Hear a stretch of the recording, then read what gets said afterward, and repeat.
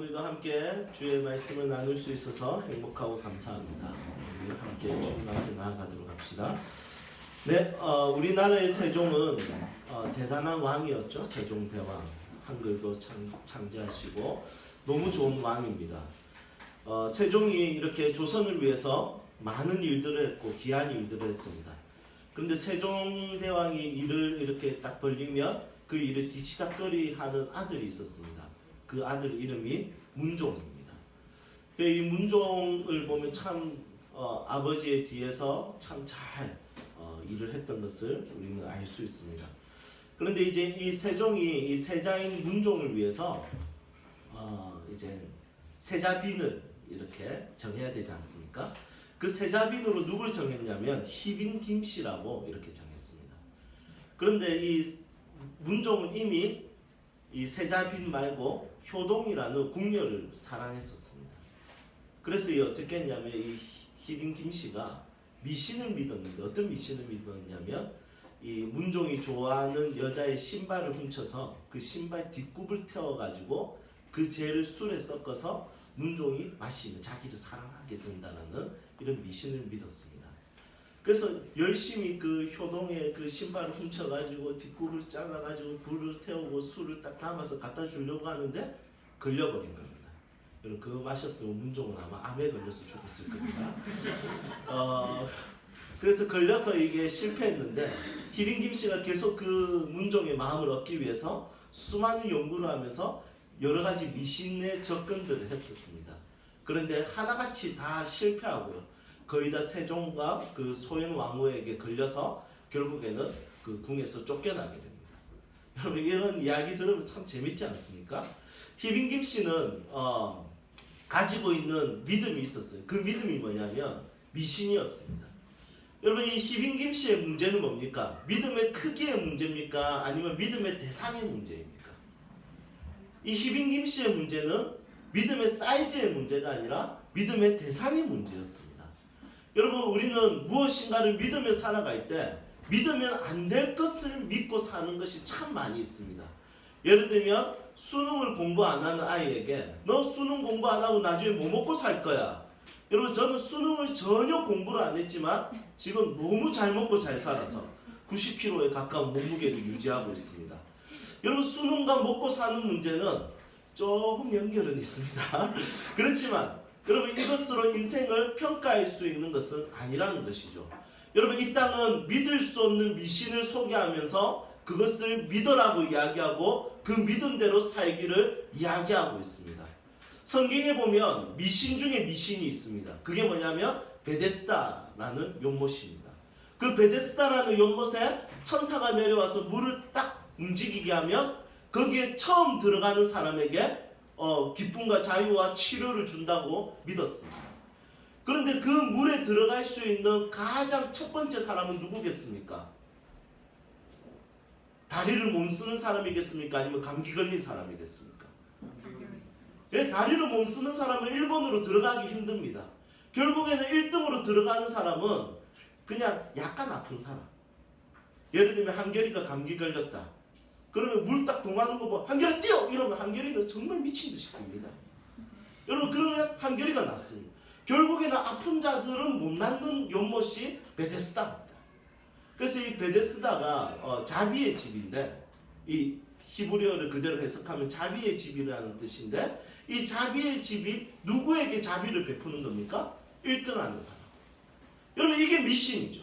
이것은 2000년 전이나 2000년이 지난 지금이나 여전히 1등만 자비를 받을 수 있는 세상이 되어버린 것입니다. 그래서 이야기합니다. 너는 1등해야 너는 자비를 받을 수 있고 너는 멋있게 살 수 있어 라고 말하지만 하나님의 말씀은 그렇게 기록하지 않고 믿음에 대해서 정확하게 제시합니다. 믿음의 대상 바로 우리 주 예수 그리스도를 믿으며 사는 것입니다. 이 대상이 정해진 사람들은 그때부터는 믿음의 방향이 아니라 그때부터는 믿음의 크기입니다. 대상을 정확하게 아는 사람은 그때부터 믿음의 성장에 관심이 있어야 됩니다. 그래서 예수님을 따르는 제자들이 예수님께 질문을 하는데 무엇을 질문하냐면 저희는 무엇을 믿을까요? 이렇게 질문하지 않았습니다. 오늘 말씀해 보니까 제자들이 이렇게 질문합니다. 예수님, 우리에게 믿음을 더하소서. 5절에 이렇게 기록되어 있습니다. 믿음을 증가하소서. 믿음을 크게 하소서. 왜냐하면 이미 믿음의 대상은 알고 있습니다. 믿음의 대상은 우리와 함께 하시는 그 예수님입니다. 그런데 이제는 문제는 뭐냐면 내 믿음이 너무 작다는 겁니다. 이 질문에 있어서 예수님께서 두 가지 비유를 들면서 어떻게 믿음이 자랄 수 있고 성장할 수 있는지에 대해서 설명하고 계십니다. 이 설명을 우리도 함께 나눌 때 여러분들에게 믿음의 성장이 여러분들의 삶 속에 일어나기를 주님의 이름으로 축복합니다. 우리 같이 6절 말씀 함께 읽어보도록 하겠습니다. 첫 번째, 예수님께서 비유를 들면서 믿음을 성장시킬 수 있는 방법에 대해서 이야기하고 있습니다. 함께 읽겠습니다. 주께서 이르시되 너희에게 겨자씨 하나일 만한 믿음이 있었더라면 이 뽕나무더러 우리가 뽑혀 바다에 심기어라 하였을 것이요 그것이 너희에게 순종하였으리라. 아멘. 믿음을 크게 만들어주세요. 이렇게 요청했던 제자들에게 예수님께서 뭐라고 말씀하시냐면 믿음의 양적인 부분이 아니라 믿음의 질적인 부분을 이야기합니다. 믿음의 크기가 아니라 겨자씨만한 믿음이 있으면, 이 겨자씨는 이 팔레스틴 지역에서 가장 작은 씨앗 중에 하나입니다. 정말 볼펜으로 점 딱 찍으면 그 겨자씨거든요. 그 겨자씨만한 믿음이 있으면 뽕나무를 뿌리째 뽑아가지고 바다에 심기울 수 있다고 합니다. 여기서 말하는 뽕나무는 헬라어와 히브리어를 살펴보면 이집트와 팔레스틴 지역에서 자라는 흑뽕나무입니다. 흑뽕나무의 특징이 뭐냐면 뿌리가 굉장히 질깁니다. 그리고 뿌리가 굉장히 강합니다. 그래서 이거 뽑으려면 쉽게 뽑히지가 않습니다. 옛날에 우리 믿음의 선배들은 그 신학을 할 때 이렇게 했었습니다. 능력의 종이 되고 싶으면 기도원 가서 나무를 뽑으면서 기도를 하라고 하는데, 그래서 저도 그랬지만 기도원에 올라가면 제일 약한 나무를 찾았습니다. 그래서 흔들면 이거 뽑힐 것 같은 그런 약간 이렇게 줄거리 이런 거 이렇게 잡아가지고 주여 막 이런 뽑혀가 능력의 종 이렇게 했던 기억이 있습니다. 그런데 이런 뽕나무는 쉽지가 않습니다. 이런 뿌리가 정말 깊이 그리고 질기고 그리고 넓게 이렇게 한 것이 뽕나무입니다. 그런데 겨자씨만한 믿음이 있으면 이것을 명해가지고 바다에 심기울 수 있다고 이야기합니다. 이것은 어떤 메시지냐면, 야, 너희들 믿음의 성장을 원하냐? 그렇다면 꼭 기억해야 될 것이 있어. 너희들은 겨자씨만한 믿음 그 하나를 사용해. 그 사용하는 것을 통해서 하나님의 능력을 경험하고 하나님의 역사를 경험해서 그 경험을 통해서 너희들은 믿음의 성장을 할 수 있을 거야. 여러분, 믿음이라는 것은 보물 상자에 가둬놓고 너는 믿음, 나는 이거 잃어버리면 안 돼, 이건 나는 저장해야 돼, 이것을 난 지켜야 돼, 이렇게 하기 위해서 우리에게 믿음을 주신 것이 아니라 믿음은 실질적으로 하나님이 사용하라고 주신 거예요. 이 믿음으로 하나님의 역사를 불러일으키라고 주신 거예요. 이 믿음을 통해서 하나님을 의지해서 하나님이 우리의 인생 가운데 어떻게 일하시는지 경험하라고 우리에게 주신 것입니다. 믿음의 성장은 하나님을 향한 믿음으로 인해 하나님을 경험하고 하나님의 능력을 누리고 하나님의 전능함과 전지함을 우리의 삶 속에서 누리라고 주신 것입니다. 그래서 믿음이라는 것은 이론이 아니라 믿음을 통해서 하나님의 역사와 하나님의 전능함과 하나님의 전지함을 우리의 인생에 구체적으로 경험하는 것을 통해서 우리의 믿음은 자라는 것입니다. 나 이거 믿음 뺏기면 안 돼. 이 믿음은 내가 지켜야 돼. 이것으로 믿음이 지켜지는 것이 아니라 믿음은 사용해야 된다는 것입니다. 그래서 마가복음 9장 23절에 이렇게 기록되어 있습니다. 할 수 있거든이 무슨 말이냐? 믿는 자에게 능히 하지 못할 일이 없느니라. 믿음은 사용해야 한다는 것입니다. 그래서 로마서 1장 17절에는 오직 의인은 돈으로 사는 것이 아니라 명예로 사는 것이 아니라 믿음으로 말미암아 산다고 했습니다. 믿음을 사용하면 믿음이 증가됩니다. 왜냐하면 믿음은 하나님을 일하게 하는 놀라운 매개체이기 때문입니다. 그래서 그리스도인은 나는 이제 할 만큼 했어. 나는 이제 충분히 했어. 여러분 이렇게 자기 능력할 만큼 하며 사는 자들이 아니라 그리스도인은 하나님의 능력만큼 사는 자들이에요. 하나님의 지혜만큼 사는 자들이에요. 하나님의 역사하시는 만큼 사는 자들이에요. 그래서 그리스도인은 주눅들지 않아요. 나는 이제 할 만큼 했어 하면서 포기하지 않아요. 하나님이 어떻게 일하실지 기대하며 순종하며 사는 자들이 바로 그리스도인이라는 것입니다. 우리는 기독교 용어를 너무 많이 알고 있습니다. 하나님의 역사, 하나님의 은혜, 하나님의 능력, 하나님의 사랑, 하나님의 기적, 하나님의 치유, 하나님의 회복, 하나님의 회개, 하나님의 용서. 이 의의들을 우리는 다 배우고 알고 있습니다. 그런데 이것이 알면서 우리의 삶 속에 경험으로 나타나게 하는 놀라운 매개체가 바로 믿음입니다. 그래서 여러분들은 하나님의 능력을 이론적으로 아는 자들이 아니라 겨자씨만한 믿음을 가지고 있다면 그것을 가지고 하나님의 역사가, 하나님의 능력이 어떻게 나타나는지 그것을 경험하며 사는 주의 종들이 되기를 주님의 이름으로 축복합니다. 예수님은 또 다른 비유를 들어서 믿음이 성장할 수 있는 것에 대해서 또 가르쳐 주십니다. 그 비유는 노예 제도를 소재로 삼고 있습니다. 그런데 이 성경이 노예 제도를 지지하는 건 아닙니다. 아시죠? 그 당시의 상황에 맞게 예수님께서 비유해서 노예 제도를 통해서 믿음의 성장에 대해서 설명하고 있습니다. 자, 우리 7절 말씀 같이 한번 읽어보도록 하겠습니다. 7절 함께 읽겠습니다. 누구에게 밭을 알거나 양을 치거나 하는 종이 있어 밭에서 돌아오면 그더러 보아 앉아서 먹으라 말할 자가 있느냐. 아멘. 예, 한 노예가 주인을 위해서 밭을 갈았습니다. 그리고 양을 쳤습니다. 그리고 열심히 일하고 열심히 일해서 피곤했지만 집에 돌아와서 자기 밥상을 차리는 것이 아니라 어떻게 했습니까? 8절 말씀해 보니까 자기 밥상을 차리는 것이 아니라 주인의 밥상을 차려줍니다. 그리고 주인 옆에 서서 주인을 또 수종 들고 있습니다. 그리고 그 뒤에 겨우 남은 밥과 남은 반찬을 먹을 수 있는 것이 노예입니다. 그 노예가 이렇게 할 수 없습니다. 주인, 나한테 안 고마워. 말 한마디 안 하네. 참, 나 이렇게 열심히 내가 계란 후라이 굽고 나무 무치고 나 정말 피곤한데 내가 주인 위해서 내가 이 정도 했으면 한마디라도 고맙다 이렇게 해야 돼. 너는 왜 고맙다라는 말을 할 줄 모르냐. 여러분 이렇게 종이 이야기하지 않고 뭐라고 하냐면 저는 무익한 종입니다. 저는 주인에게 유익하지 않습니다. 이렇게 말하는 것을 보게 됩니다. 저는 영어 이름이 뭐냐면 servant. servant 뜻이 뭐죠? 종, 노예입니다.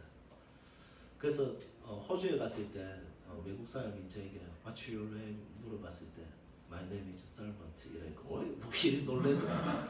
이 이름이 노예라고 이런 느낌이 있었습니다. 저는 제가 하나님의 종이라는 것이 너무너무 좋습니다. 이삭 선교사님 북한 선교하시는 분인데 그분의 닉네임도 무익한 종입니다. 하나님의 사람들은 이상하게 종으로 사는 것을 기뻐합니다. 종으로 사는 것을 기뻐하는 사람이 이 땅에 어디 있겠습니까? 그렇지만 그리스도인의 문화는 뭐냐면 종의 문화입니다. 노예의 문화입니다.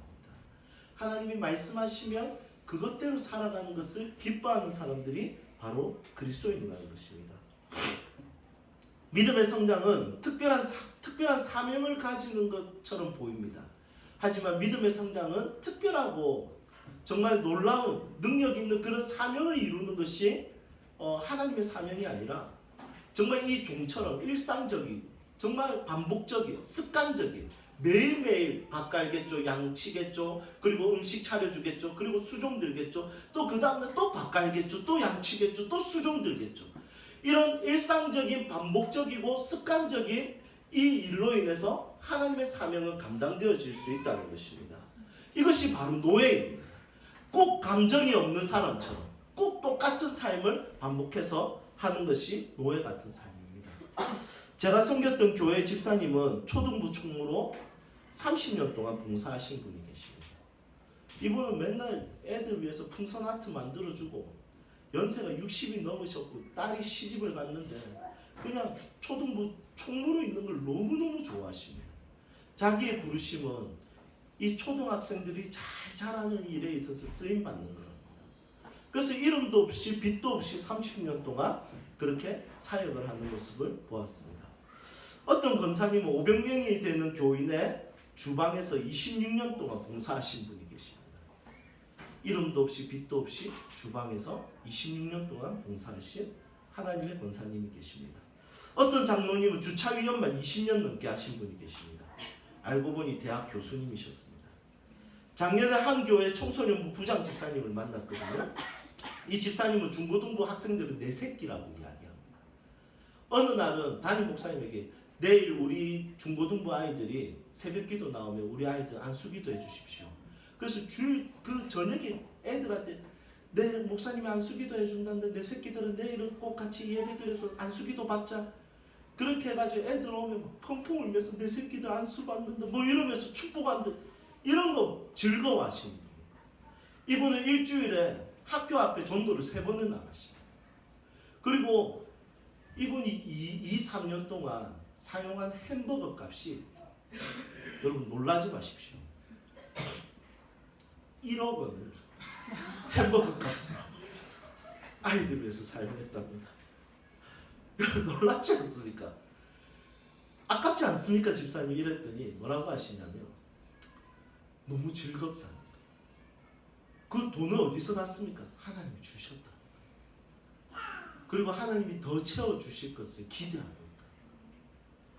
여러분 1억 원을 햄버거 우리 평생 먹을 밥값 다 쓴 거 놀랍지 않습니까? 얼마 전에 울산의 어떤 교회 설교하러 갔는데 한 남자 청년이 맨 앞에 앉아서 펑펑 울고 있었어요. 야, 얘는 왜 울지? 이러면서 제가 설교를 했거든요. 그런데 나중에 알고 보니까 하나님의 말씀을 듣는데 꼭 자기를 위로하는 듯한 너 이렇게 사는 게 맞아 이렇게 하는 듯한 메시지를 받았답니다. 알고 보니 이 친구 서울대학생이었습니다.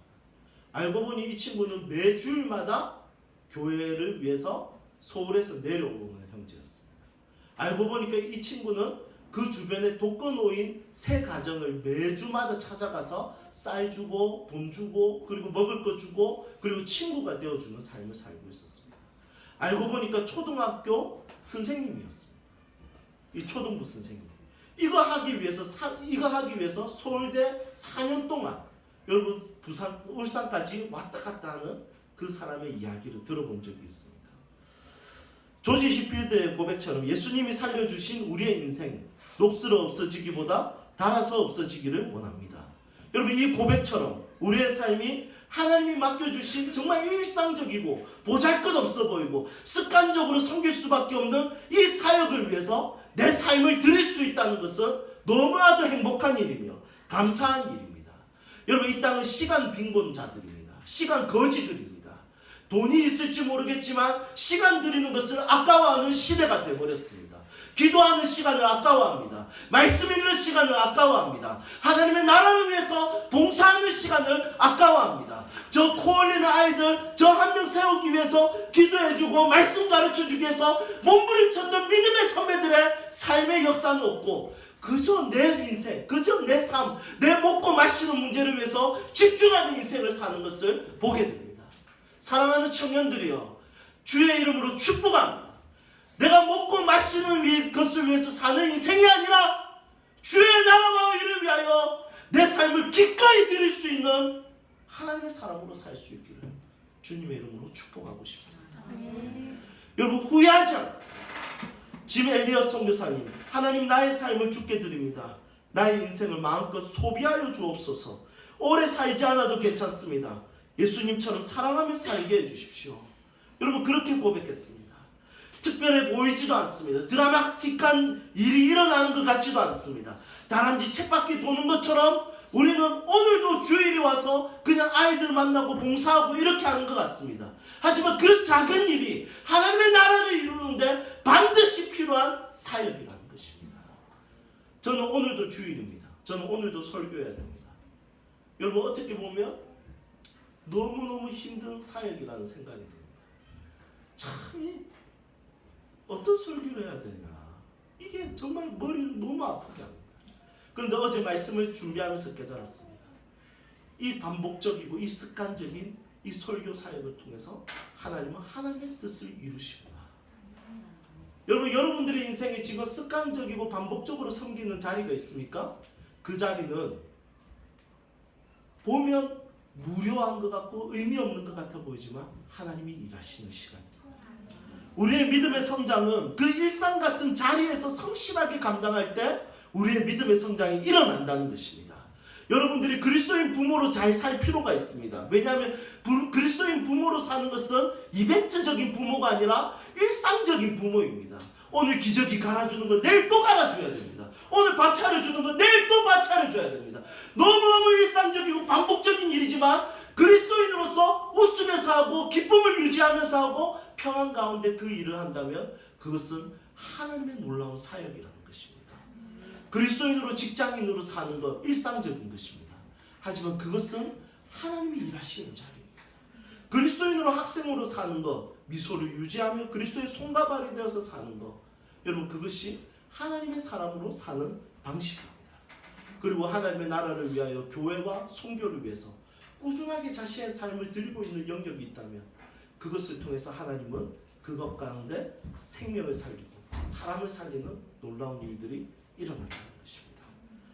믿음의 성장은 특별한 사역으로 인해서 일어나는 것이 아니라 믿음을 더하소서 이것으로 일어나는 것이 아니라 나에게 주신 믿음을 사용하고 그 믿음으로 일상적이고 습관적이고 반복적인 사역을 잘 감당하는 것을 통해서 내 믿음이 자란다는 것을 여러분 기억하셔야 됩니다.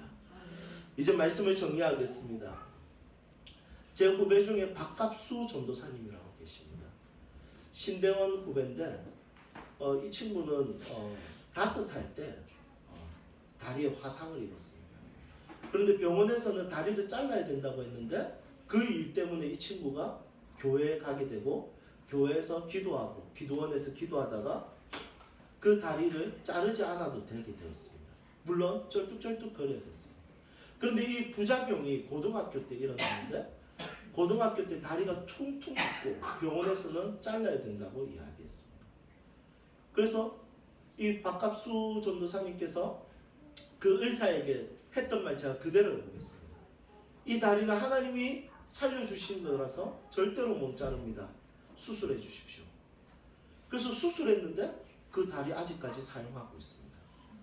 여러분 그렇게 쩔뚝쩔뚝거리면서 사용하고 있는데 그때 수술 부작용으로 인해서 심장이 아픕니다. 그래서 일주일에 3일 정도를 투석해야 됩니다. 그러니까 몸이 엉망진창입니다.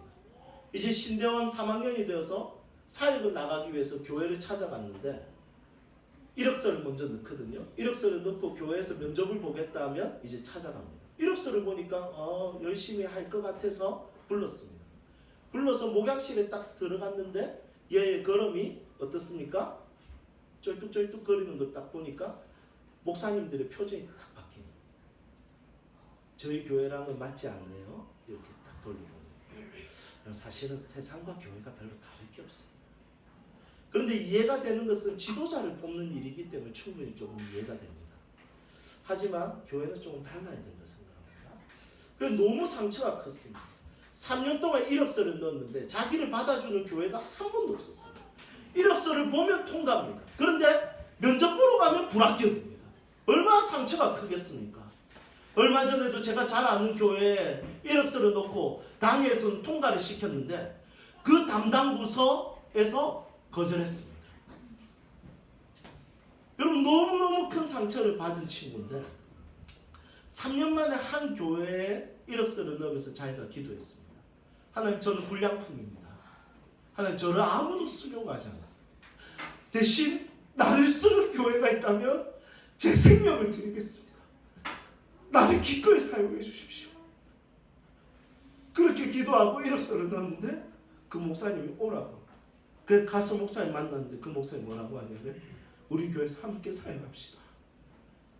그래서 첫 사역지를 그렇게 갔는데 여러분 청소년 아이들 만나면서 그 청소년들을 위해서 정말 최선을 다해서 사역하고 주일날 오전 일찍 가면 저녁 늦게까지 그 아이들 만나고 그 쩔뚝쩔뚝거리는 다리로 축구하고 아이들과 장난치고 이야기하고 말씀 가르치고 제자 훈련하고 여러분 이렇게 하면서 거기서 5년을 사역했어요. 그리고 얼마 전에 초읍에 있는 한 교회에서 또 3년을 사역했습니다. 또 이력서를 넣을 때가 되니까 또 다 거절당하는데 또 한 교회에서 받아줬습니다. 그리고 그곳에서 지금 정말 멋있게 사역을 하고 있습니다.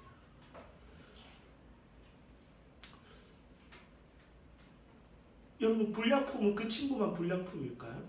그 전도사님만 불량품일까요? 저는 저를 생각할 때마다 저 불량품이 잘하는 거 하나도 없어요. 잘하는 거 하나도 없고 가진 거 있는 거 하나도 없어요. 그런데 하나님 날 쓰시, 하나님 나를 부르셨어요. 정말 이 작은 일 하나님께서 나를 통해서 일하시기를 원하신다고 부르셨어요. 여러분 불량품 같은 우리를 부르셨어요. 여러분들을 부르셨어요. 여러분 믿음의 성장은 대단한 일을 하는 것을 통해서 일어나는 게 아니라 은혜로 부르신 그 자리를 위해서 정말 이름도 없이 빛도 없이 주님 나를 사용해 주셔서 감사합니다. 이 고백하면서 사는 것이 바로 믿음의 성장의 중요한 요소라는 것입니다. 사랑하는 청년들이여, 하나님을 위해서 큰 꿈을 꾸지 마십시오. 오늘 맡겨지니 정말 일상적이고 반복적인 그 일을 위해서 잘 쓰임 받으십시오. 그러면 당신의 믿음이 꼭 자라게 될 것입니다. 우리 사랑하는 세우 식구들, 하나님께 크게 쓰임 받는 걸 꿈꾸는 것이 아니라 그래도 나를 쓰시는 주를 위하여 오늘도 살아가는 인생이 될 수 있기를 주님의 이름으로 축복합니다.